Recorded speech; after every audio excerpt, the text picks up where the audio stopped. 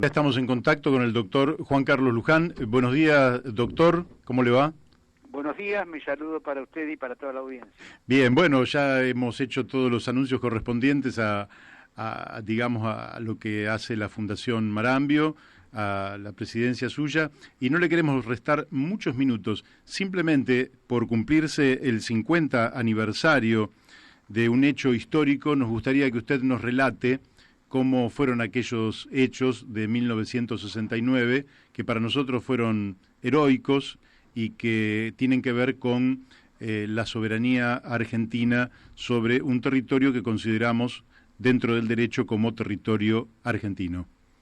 Bueno, exactamente. Bueno, le comento que nosotros éramos integrantes de la dotación de la base Matienzo, antes del mes de noviembre que estábamos allí, y en el mes de abril comenzamos a trabajar en este operativo Marambio.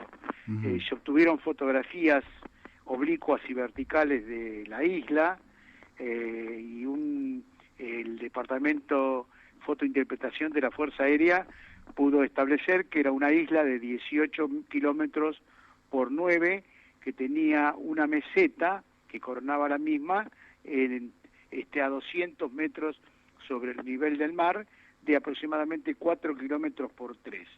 Bueno, nos ordenan tomar posición. La intención era llegar a la isla que está a 184 kilómetros de la base Marambio, por sobre barrera de hielo, la barrera del Arce que ya se desintegró, no existe, y mar congelado. Pero el mar prestaba ciertas dificultades que no permitían el avance de los vehículos Snowcraft, que tienen un sistema de pontones semiorugas. Entonces se utilizó un avión, el de la base, un pequeño avión Beaver, es un monomotor chiquitito, tiene piloto, copiloto y atrás 3 asientos, o asiento carga se puede llevar allí. Bueno, y con ese avión se reconoció la zona y se observó debajo de la meseta que había una superficie de mar congelado. Entonces se decidió anevizar allí. Se hicieron algunas pruebas porque no se sabía la consistencia del hielo, se tiraron bolsas con piedras y vieron que estaba la posibilidad que pueda aterrizar sin problemas un avión. Bueno, así fue que se anevizó. Anevizar es aterrizar en la nieve o en el hielo, y quedaba el avión, se hizo un puente aéreo entre Matienzo y ese lugar que estaba a 1000 metros de la costa, donde había un campamento al mando del teniente Liciardelo, y ahí se acopiaba el material y llegaba el personal. Bueno, el teniente Francisco Florencio Menzi, al mando de la primer patrulla de avanzada, que estaba integrada por el sargento ayudante topógrafo Soria y el cabo principal Carlos Chenone, subieron a la meseta. Tardaron para llegar a los 200 metros sobre el nivel del mar unas 2 horas y media. Cuando llegaron arriba, observaron que esa superficie semiplana estaba desprovista de nieve por los fuertes vientos y porque era una meseta, ¿no? Estaba expuesta, no había nada que frene a la nieve. Y esa superficie semiplana de barro congelado con piedras y rocas de distintos tamaños que afloraban de la superficie. Bueno, el trabajo nuestro era solamente con picos, palas, barretas, porque no había ningún tipo de elemento. Muchas veces digo, sí, soy vos sos fundador de la base, hicieron una pista de Marambio, digo, y usaron topadoras, máquinas viales. No, nada de eso, no. Solamente no se podía traer en el avión ni tampoco subir hasta la meseta. Entonces con esos picos, palas, se sacaban piedras grandes y se ponían a los costados en un ancho de 25 metros. En lugar de esas piedras grandes se colocaban chicas y así se compensando hasta, junto con el pedregullo, alisarla de forma tal que pueda aterrizar un avión, ¿no? Apoyar el motor del avión. Vivíamos en pequeñas carpas para 2 personas, que nosotros cuando entrábamos prendíamos un calentador Primus, que, bueno, en el volumen tan chiquito que de una carpa se calentaba enseguida, y nos sacábamos la campera, las botas, y nos metíamos en las bolsas de dormir, cerrábamos la doble bolsa de dormir, la carpa era de 2 personas, sí, y nos quedaba a la intemperie, nos quedaba para respirar la nariz y la parte de la boca.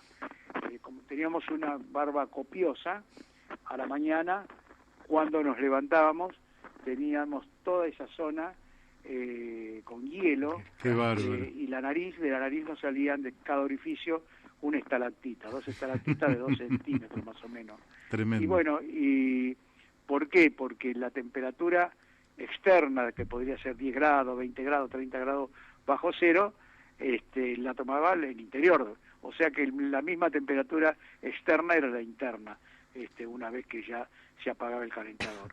Bueno, seguimos trabajando, abriendo ese surco con 25 metros de ancho, y al llegar a los 300 metros, ese mismo avión, pequeño avión Beaver que había nevisado en la bahía, desde en la base Matienzo se le instaló un sistema de esquí rueda. Es decir, despegó con esquíes y en el aire con una bomba hidráulica subía el esquí y quedaba la rueda lista para rodar. Y así fue que el 25 de septiembre de 1969 aterrizó con ruedas en la pista que estábamos construyendo cuando tenía 300 metros de longitud. Fue el primer avión en la historia de la humanidad que aterrizó con ruedas en una pista natural de tierra. Qué bárbaro. Nunca había, todos los aviones en la Antártida operaban con esquíes y pequeños aviones dentro de la Antártida. Nunca habían salido ni entrado de otro continente. Bueno, seguimos, pasaron varias cosas, ¿no? Entre ellas, el 9 de octubre nos lanzaron desde un Hércules elementos. Entre ellos picos que parecería una cosa insignificante, pero los picos de 52 centímetros que teníamos habían quedado reducidos a 20, 25 centímetros y ya era una masa que no servía como pico. Claro. O sea que para nosotros fue muy importante. Explosivos, lanzaron carretillas de las cuales se deterioraron creo que 2 o 3 y una la atamos con alambre y nos sirvió para esas piedras que estaban al costado de la pista, alejarlas, cosa que si el avión sale de pista no se iba sobre esas piedras amontonadas. Bueno, así llegó el 29 de octubre de 1969, hoy 50 años, la pista tenía 900 metros de longitud por 25 de ancho, en las cabeceras de pista se colocaron unos tambores de combustible con elementos que quemábamos, estopa, madera, combustible, que se emitía un humo negro, cosa que el avión lo observe. ¿Por qué? Porque el avión no tenía ningún apoyo radioeléctrico, ni radiofaro, ni radiobalístico, ni LS, nada. Entonces venía navegando y cuando llegaba allí buscaba los hilitos de humo, apuntaba a la pista que le correspondía el aterrizaje y de la otra punta de la pista estaban los otros tambores que le daban la distancia y el eje de la pista. Bueno, así fue que ese 29 de octubre de 1969 un avión Fokker F-27, que es un biturbohélice, el mismo avión de la película Viven, despegó de la base aérea militar Río Gallego, cruzó el Drey, que es el estrecho que separa continente antártico del continente americano, son 1000 kilómetros de distancia, y después de volar aproximadamente 1400 kilómetros, aterrizó con rueda en la pista recientemente construida de la base de la isla Vicecomodoro Marambio. Para nosotros fue una gran emoción, se cumplió una utopía, se cumplió un sueño, se cumplió algo que parecía irrealizable, era una locura muchas veces salíamos al aire por radio, decíamos, sí, porque estamos haciendo una pista de tierra en Antártida, y salía alguien al curso y nos cargaba, decía, che, ¿por qué no ponen una fábrica de helados, ¿no?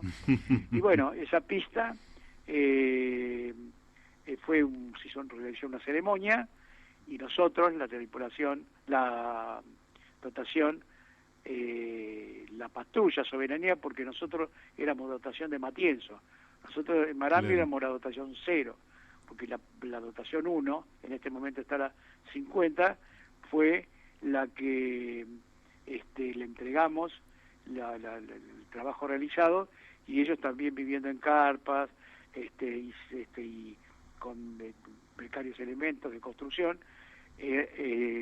alargaron la pista de 900 a 1200.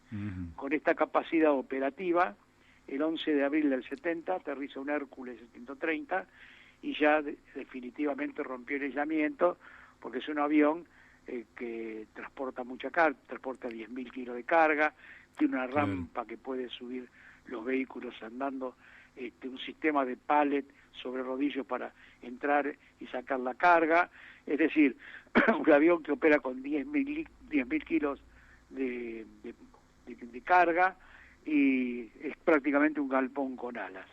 A partir de entonces se rompió la era antártica, se rompió el aislamiento, realmente cambió la era antártica, porque unos años después, en el 78, comenzaron a vivir anualmente familias en la base de Ejército Esperanza, de allí nacieron argentinos que tienen una particularidad, son argentinos y no son americanos.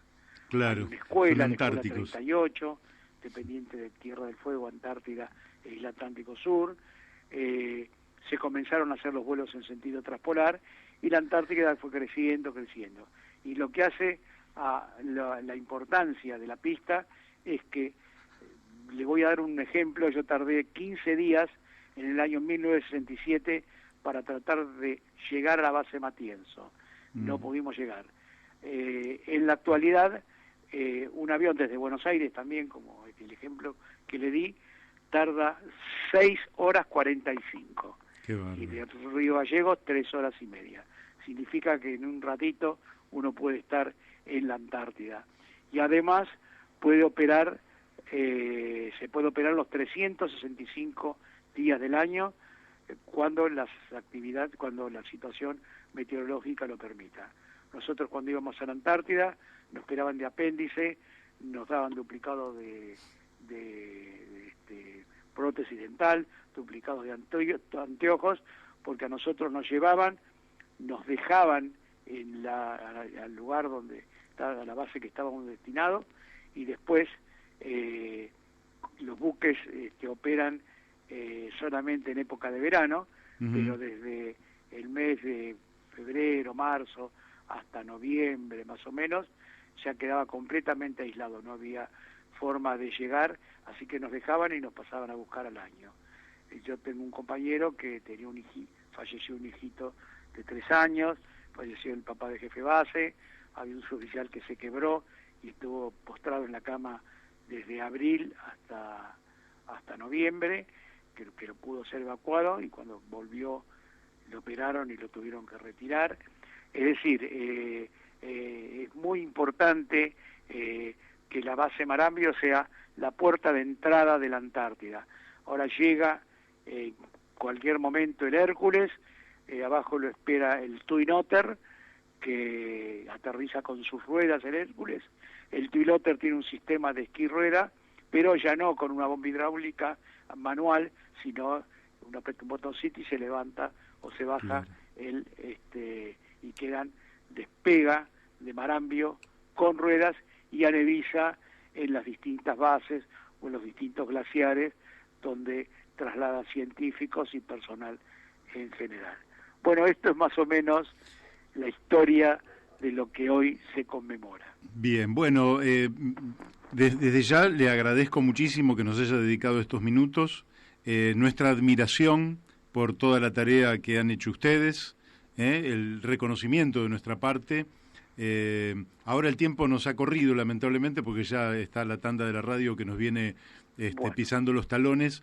Pero, doctor, realmente le transmito todo nuestro agradecimiento y nosotros haremos también toda la colaboración que podamos con la tarea que ustedes hacen desde aquí, desde la Fundación Marambio. Bueno, yo le agradezco a ustedes porque la verdad que nos ayudan nos ayuda a dar difusión al tema antártico, que es muy importante. Dicen que no se defiende lo que no se ama y no se ama lo que no se conoce. Bueno, en la Antártida hay que conocerla para amarla y defenderla, porque es un pedazo más de nuestra patria. Así es. Bueno, le mandamos un fuerte abrazo. Gracias igual, y mi saludo para usted y toda la audiencia. Bueno, muy amable. Muchas gracias.